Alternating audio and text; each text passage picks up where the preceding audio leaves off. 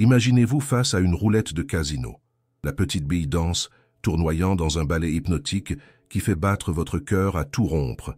Les secondes s'étirent comme une éternité, tandis que votre esprit oscille entre l'espoir fou d'une victoire et l'angoisse dévorante de la défaite. Mais si je vous disais que ce moment d'extase pure ou de détresse écrasante n'est pas qu'une simple question de hasard, et si je vous révélais que cette fascination pour le jeu, pour le risque, pour le chaos, cache quelque chose de bien plus profond, quelque chose qui se tapit dans les recoins les plus sombres de votre esprit? Freud et Jung, ces titans de la psychologie, ont percé à jour un secret troublant. Votre comportement face au jeu pourrait révéler des vérités sur vous-même que vous préféreriez peut-être ignorer. Des vérités qui pourraient bouleverser votre perception non seulement de la chance, mais de votre existence tout entière. Mais attention, ce que vous êtes sur le point de découvrir pourrait être profondément déstabilisant. Car si ces grands maîtres de l'esprit humain avaient raison, chacune de vos décisions, chaque prise de risque, chaque moment où vous pensez agir librement, pourrait en réalité être orchestrée par des forces dont vous n'avez même pas conscience. Des forces qui vous manipulent peut-être en ce moment même, alors que vous regardez cette vidéo. Êtes-vous prêt à plonger dans les profondeurs de votre inconscient, à découvrir ce qui se cache vraiment derrière votre rapport au hasard et à la fortune? La réponse pourrait bien changer à jamais votre vision du monde et de vous-même. Sigmund Freud, le père fondateur de la psychanalyse, percevait les jeux de hasard comme bien plus qu'un simple divertissement risqué. Pour lui, cette compulsion à parier révélait les mécanismes complexes de notre inconscient, manifestant parfois un besoin profond d'auto-sabotage, voire des désirs refoulés qui nous échappent totalement. Dans sa vision, les joueurs compulsifs se retrouvent prisonniers d'un cycle infernal de culpabilité et de punition, une danse macabre avec leur propre psyché. Mais Carl Jung, son brillant contemporain, proposait une lecture radicalement différente de ce phénomène. Pour lui, le jeu transcendait la simple impulsivité pour devenir une forme de dialogue mystique avec l'inconnu. Dans sa perspective, les symboles, les nombres, les cartes, tous ces éléments s'assemblaient pour former une chorégraphie cosmique où l'inconscient tentait de communiquer à travers les manifestations du hasard. Prenons l'exemple troublant de Mark, un trader respecté qui, après une série de succès impressionnants, s'est soudainement mis à prendre des risques de plus en plus inconsidérés. Ses collègues ne comprenaient pas pourquoi mettre en péril une carrière brillante. La réponse, selon Freud, pourrait se trouver dans son histoire personnelle. Fils d'un père joueur qui avait ruiné sa famille, Mark reproduisait inconsciemment ce schéma destructeur, prisonnier d'une compulsion à la répétition qu'il ne pouvait même pas identifier. Cette dualité de perspective nous place face à une question vertigineuse. Sommes-nous véritablement maîtres de nos choix face au hasard, ou sommes-nous les marionnettes de forces psychiques qui nous dépassent? Les joueurs sont-ils simplement victimes de leur pulsion inconsciente, ou sont-ils en quête d'une vérité plus profonde, d'une connexion avec quelque chose qui transcende notre réalité quotidienne? Cette interrogation pourrait sembler abstraite, mais ses implications dans notre vie quotidienne sont bien plus profondes et troublantes que vous ne pourriez l'imaginer. Car si ces théories sont exactes, elles ne concernent pas uniquement les joueurs compulsifs, elles nous concernent tous, dans chacune de nos décisions, dans chacun de nos choix face à l'incertitude. La théorie de Freud sur l'autosabotage dans le jeu nous confronte à une vérité dérangeante qui s'étend bien au-delà des tables de casino. Imaginez un instant une personne qui, après avoir gagné une somme considérable, continue de jouer jusqu'à tout perdre. Ce comportement, apparemment irrationnel, cache, selon Freud, une dynamique psychologique profonde qu'il nomme la compulsion à la répétition. Un mécanisme inconscient qui nous pousse à reproduire des situations douloureuses. Cette compulsion agit comme un script invisible, écrit dans les profondeurs de notre psyché. Prenons l'exemple d'une personne ayant grandi dans un environnement où le succès était systématiquement puni ou dévalorisé. Cette personne pourrait développer une relation toxique avec la réussite, créant inconsciemment des situations où elle sabote ses propres victoires. Le jeu devient alors le théâtre parfait de cette dynamique destructrice. Le plus troublant dans cette analyse freudienne réside dans son universalité. Cette tendance à l'auto-sabotage ne se limite pas aux tables de jeu. Elle peut se manifester dans nos relations, notre carrière, nos finances. Combien de fois avons-nous laissé passer une opportunité prometteuse par prudence, alors qu'en réalité, nous étions paralysés par une peur inconsciente du succès? Freud suggère que ce mécanisme d'auto-sabotage s'enracine souvent dans notre enfance, où se forgent nos croyances les plus profondes sur ce que nous méritons.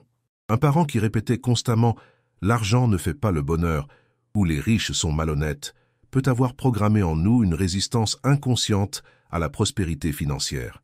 Le jeu devient alors le moyen parfait de confirmer ces croyances limitantes.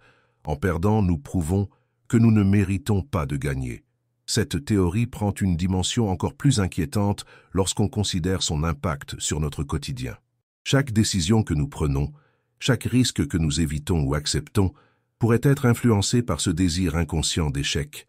La question n'est plus simplement « pourquoi jouons-nous ?», mais « contre qui jouons-nous vraiment ? Contre le hasard ou contre nous-mêmes ?» Mais ce qui va suivre est encore plus perturbant.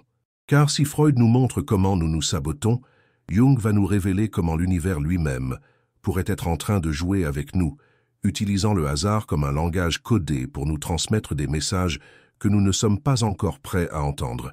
Dans sa conception révolutionnaire de la psyché humaine, Jung nous présente une perspective qui transcende la simple analyse des comportements compulsifs. Pour lui, les jeux de hasard représentent bien plus qu'un simple divertissement.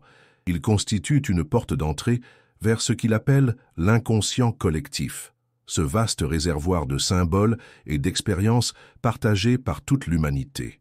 Imaginez les cartes, les dés, les numéros comme des hiéroglyphes modernes, chacun porteur d'une signification profonde qui résonne avec notre psyché la plus primitive.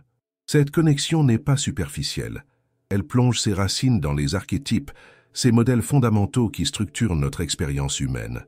Le joueur, le chanceux, le perdant, autant d'archétypes qui s'animent lorsque nous nous asseyons devant une table de jeu. Cette théorie prend une dimension particulièrement fascinante lorsqu'on examine ces moments où nous ressentons une intuition inexplicable. Ces instants où un numéro particulier semble nous appeler, où une carte spécifique paraît briller d'une lueur particulière, Jung suggérerait que ces moments ne sont pas de simples coïncidences ou des projections de notre désir, mais des manifestations de notre connexion profonde avec l'inconscient collectif. Mais cette perspective ouvre également la porte à une interrogation troublante. Si ces forces archétypales sont réellement à l'œuvre, sommes-nous vraiment en train de jouer ou sommes-nous joués? Les choix que nous pensons faire librement pourraient-ils être en réalité dictés par des patterns psychologiques millénaires, des schémas si profondément ancrés dans notre psyché qu'ils échappent à notre conscience? La théorie jungienne suggère que chaque partie de jeu pourrait être vue comme un rituel moderne, une forme de divination où les symboles et les nombres deviennent les messagers d'une sagesse plus profonde. Cette idée prend une résonance particulière quand on considère ces séries de coïncidences significatives que nous expérimentons tous, ces moments où le hasard semble soudain porteur d'un message personnel, comme si l'univers lui-même tentait de communiquer avec nous. Mais attention, car ce qui suit pourrait bouleverser complètement votre compréhension de la chance et du hasard. Car si Jung avait raison, chaque jet de dés, chaque tirage de cartes pourrait être un message codé de votre propre psyché, tentant désespérément de vous faire comprendre quelque chose que votre esprit conscient refuse encore d'accepter. Jung nous a légué un concept révolutionnaire qui transcende notre compréhension conventionnelle du hasard, la synchronicité. Cette théorie propose que certains événements, apparemment fortuits, puissent être liés par le sens plutôt que par la causalité. Dans le contexte du jeu, cette perspective ouvre des horizons vertigineux sur notre relation avec le hasard. Imaginez l'univers comme un vaste réseau de significations interconnectées, où chaque événement, chaque coïncidence, pourrait être porteur d'un message spécifique pour celui qui sait l'interpréter. Cette vision transforme radicalement notre perception des gains et des pertes au jeu. Une défaite écrasante ou une victoire inattendue pourrait-elle être plus que de simples accidents statistiques? Pourrait-elle représenter des messages cryptés de notre psyché ou même de l'univers lui-même? La synchronicité se manifeste souvent dans ces moments troublants où le hasard semble trop précis pour être vraiment aléatoire.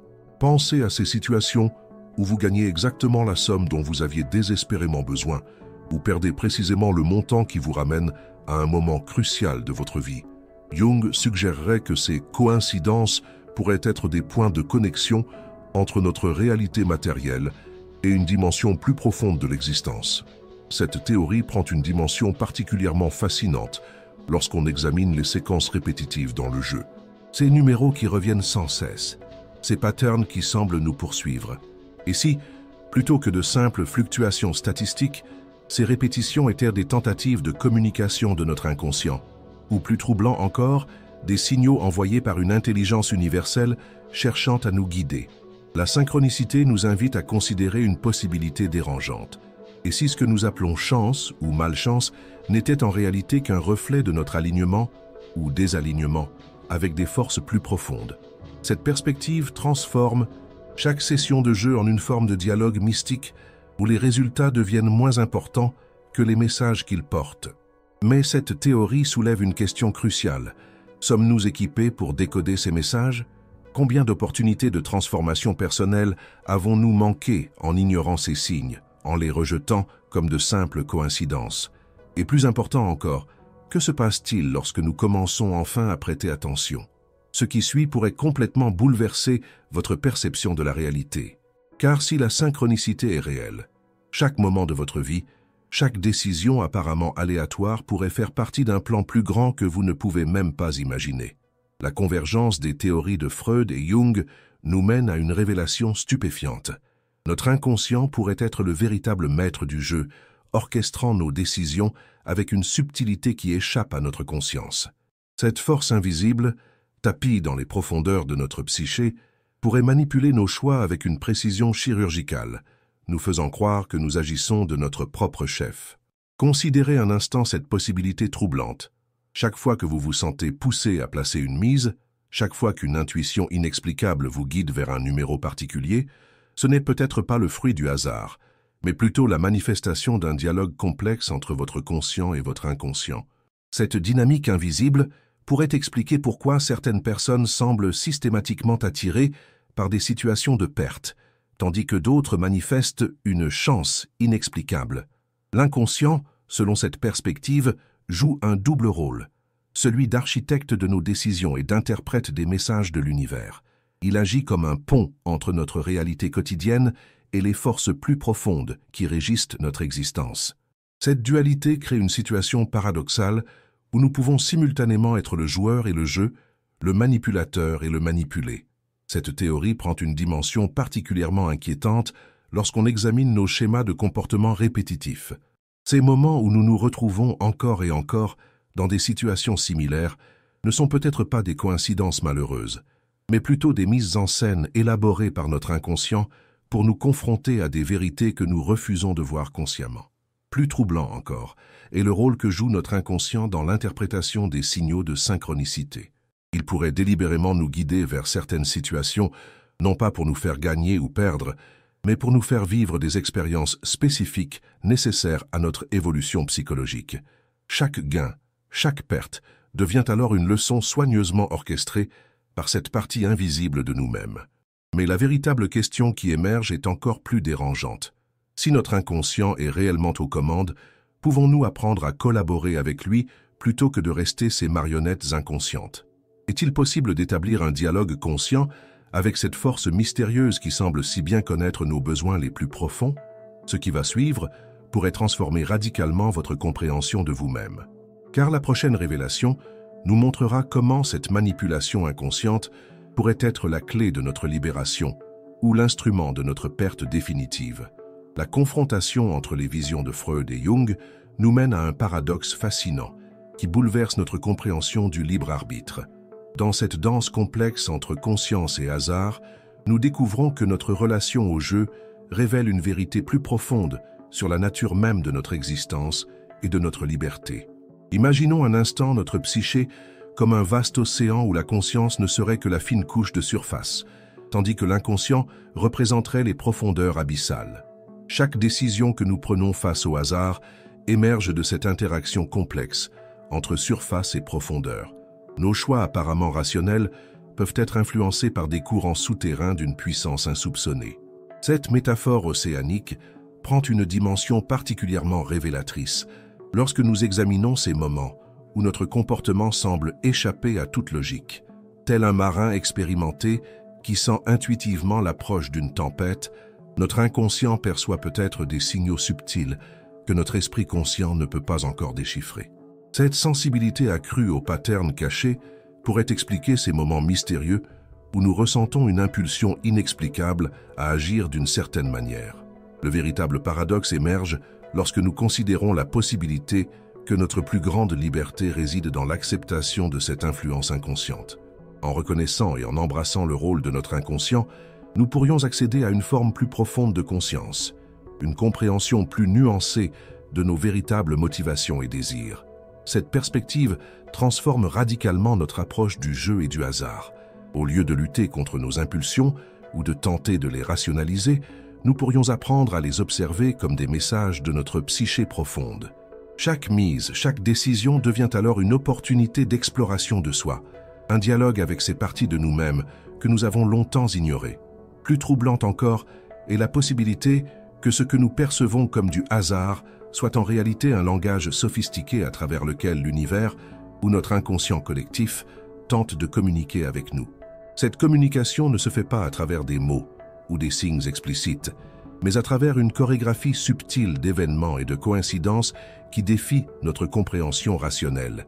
Mais attention, car ce qui suit pourrait ébranler les fondements même de votre perception de la réalité.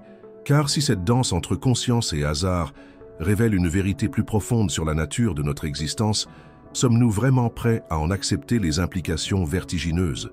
Dans cette exploration des profondeurs de la psyché humaine, nous arrivons à une révélation bouleversante qui transcende la simple question du jeu et du hasard. Imaginons notre vie comme une vaste tapisserie, où chaque décision, chaque moment de chance ou de malchance forme un motif complexe dont nous ne percevons souvent que la surface. Cette tapisserie, tissée des fils entremêlés de notre conscience et de notre inconscient, raconte une histoire bien plus profonde que celle que nous nous racontons à nous-mêmes. Comme un joueur qui croit contrôler son destin en choisissant méticuleusement ses numéros, nous nous accrochons à l'illusion du contrôle, ignorant les forces puissantes qui influencent chacun de nos choix. Pensez à ces moments où vous avez ressenti une certitude inexplicable, une intuition profonde qui défie toute logique. Ces instants ne sont peut-être pas des anomalies dans le grand ordre des choses, mais plutôt des glimpses fugaces de cette réalité plus vaste qui nous échappe habituellement. Ils sont comme des fissures dans le mur de notre perception ordinaire, laissant entrevoir une vérité plus profonde sur la nature de notre existence. Notre relation au hasard et au jeu devient alors un miroir puissant, reflétant notre rapport plus général à l'existence elle-même. Sommes-nous prêts à reconnaître que notre quête de contrôle pourrait être la source même de notre souffrance, que notre plus grande liberté pourrait résider non pas dans la domination du hasard, mais dans une danse consciente avec l'inconnu? Cette compréhension nous invite à une transformation profonde de notre rapport au monde. Elle nous suggère que la véritable maîtrise ne réside pas dans le contrôle absolu, mais dans une forme de sagesse qui embrasse à la fois l'ordre et le chaos, la raison et l'intuition, le connu et l'inconnu. Au terme de cette plongée vertigineuse dans les profondeurs de notre relation au hasard et au jeu, une question cruciale émerge. Êtes-vous prêt à regarder en face la vérité sur votre propre rapport au contrôle et à l'incertitude? Les théories de Freud et Jung nous placent devant un choix fondamental. Continuer à nous bercer dans l'illusion du contrôle total, ou embrasser une compréhension plus profonde et plus nuancée de notre relation avec les forces qui façonnent notre existence. Qu'est-ce qui résonne le plus profondément en vous? La vision freudienne d'un inconscient qui nous pousse à la répétition compulsive de nos traumatismes, ou la perspective jungienne d'un univers rempli de sens et de synchronicité qui tente de nous guider vers notre véritable destinée? Cette question n'est pas qu'un simple exercice intellectuel, elle touche au cœur même de notre façon d'exister dans le monde. Je vous lance un défi. Partagez cette vidéo avec la personne dans votre entourage qui, selon vous, lutte le plus avec les questions de contrôle et d'incertitude dans sa vie. Peut-être est-ce ce ami qui ne peut s'empêcher de tout planifier ou ce proche qui semble constamment en guerre contre le hasard. Ce message pourrait être exactement ce dont ils ont besoin pour commencer leur propre voyage de découverte. Si ce contenu a résonné en vous, si vous avez senti quelque chose s'éveiller dans les profondeurs de votre conscience, ne gardez pas cette expérience pour vous. Laissez un commentaire partageant votre propre histoire avec le hasard et le contrôle. Votre témoignage pourrait être la clé qui aidera quelqu'un d'autre à comprendre sa propre relation avec l'incertitude. N'oubliez pas de vous abonner à la chaîne pour continuer cette exploration fascinante des mystères de l'esprit humain. Chaque semaine, nous plongeons ensemble dans de nouvelles dimensions de la conscience, dévoilant les secrets qui se cachent derrière nos comportements les plus énigmatiques.